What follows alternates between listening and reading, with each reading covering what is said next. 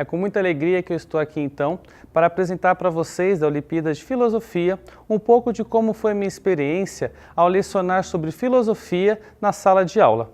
Eu sou o Gustavo Jonas Rocha de Medeiros, sou aluno da FAI Centro Universitário, sou do curso de Licenciatura em Filosofia. E neste curso a gente tem uma disciplina chamada Estágio Supervisionado em Docência Parte 2. Nessa disciplina, a gente elabora e planeja tudo aquilo que irá apresentar em sala de aula. Juntamente com a professora supervisora, a gente elabora o PTD, Plano de Trabalho Docente, e também analisamos aquilo que a escola já apresenta no Projeto Pedagógico Curricular, o PPC, e também no seu regimento escolar. Também nessa disciplina, a gente analisa as metodologias que podem ser aplicadas em sala de aula, com o seu baseamento teórico, de acordo com um filósofo que já trabalhou com esse assunto, o assunto de educação, durante toda a história do pensamento ocidental. Eu lecionei no Colégio Estadual do Paraná para a turma do segundo ano. Foram 4 turmas, e em cada turma eu realizei 2 aulas ministradas, totalizando assim 8 aulas ministradas, mais 80 horas de aulas observadas que realizei durante todo esse percurso de 2018. Seguindo então a diretrizes curricular, tem como segundo semestre para o segundo ano o conteúdo estruturante Filosofia Política.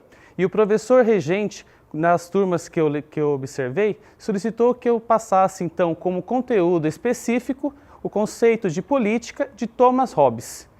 Nesse filósofo, trabalhamos os conceitos de Estado soberano, Estado natural e também contrato social, seguindo sempre aquilo que foi apresentado em sua obra Leviatã. A metodologia que eu apliquei foi expositiva dialogada e a aula seguiu o seguinte esquema. Primeiro, eu utilizando o recurso tecnológico do quadro de giz, escrevi aquela grande máxima de Thomas Hobbes: o homem é o lobo do homem. Sem apresentar nenhum tipo de informação sobre o filósofo, eu perguntei a eles o que eles entenderam dessa frase, utilizando então como conhecimento prévio que eles já tinham. Eles ficaram bem motivados, porque eles acharam engraçado o aluno falar e não ser o professor que falava e eles somente recebiam.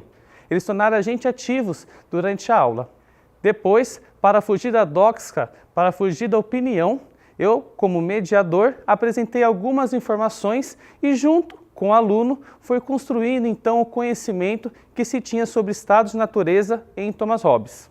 Depois, utilizando o recurso tecnológico de um texto que foi elaborado juntamente com a professora orientadora, um texto de 2 laudas, foi feita uma leitura coletiva com os alunos e fazia umas pausas para fazer a explicação de algum conceito, de alguma palavra que pedia mais atenção. Depois, encerrei a aula fazendo um resumo do conteúdo e também pedindo que eles pegassem o conteúdo aprendido em sala de aula e trouxessem para a sua vida, para a sua realidade. Na pedagogia, chamamos isso como transposição didática. Por que isso é importante? O aluno tem que saber apresentar em sua vida, encontrar na sua realidade aquilo que aprendeu em sala de aula, para que assim forme nele o senso crítico, que ele possa ter autonomia para enfrentar as dificuldades que a sociedade muitas vezes nos apresenta.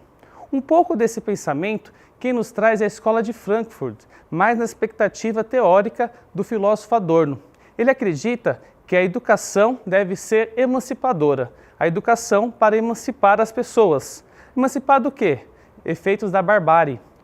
O que seria a barbárie então para o Adorno? Adorno acredita que existe um regime que tem a violência brutal e muitas vezes nós, seres humanos, associamos a esse tipo de violência sem qualquer fundamento racional. Um exemplo muito grande disso é o nazismo. Então, para o filósofo Adorno, a educação, que deve ser libertadora, tem como intuito evitar esse regime do nazismo ou outro parecido. Por que isso pode acontecer? Porque para o filósofo alemão, as condições sociais e culturais que influenciaram o nazismo ainda se encontram na realidade de hoje, dentro da sociedade. Por isso que o homem, os alunos, têm que ser emancipados, ter autonomia e ter o senso crítico. Essa questão da emancipação se associa muito com o pensamento do filósofo Kant, ele cunha o termo esclarecimento. No seu ensaio, Resposta à pergunta: o que é esclarecimento? Ele apresenta que nós devemos sair da minoridade e ir para a maioridade. Isso somente com a força e com a coragem. A grande diferença entre Adorno e Kant é que Kant vê a emancipação, utilizando a razão como fonte libertadora, na questão individual.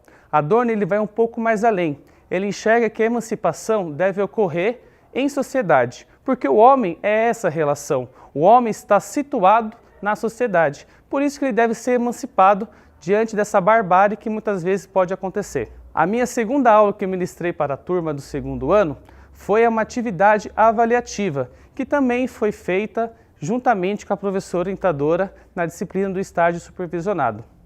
A avaliação correspondia a 4 perguntas, sendo ela 3 de vestibular e uma dissertativa. Essa pergunta dissertativa teve como base uma música da cantora baiana roqueira Pitty.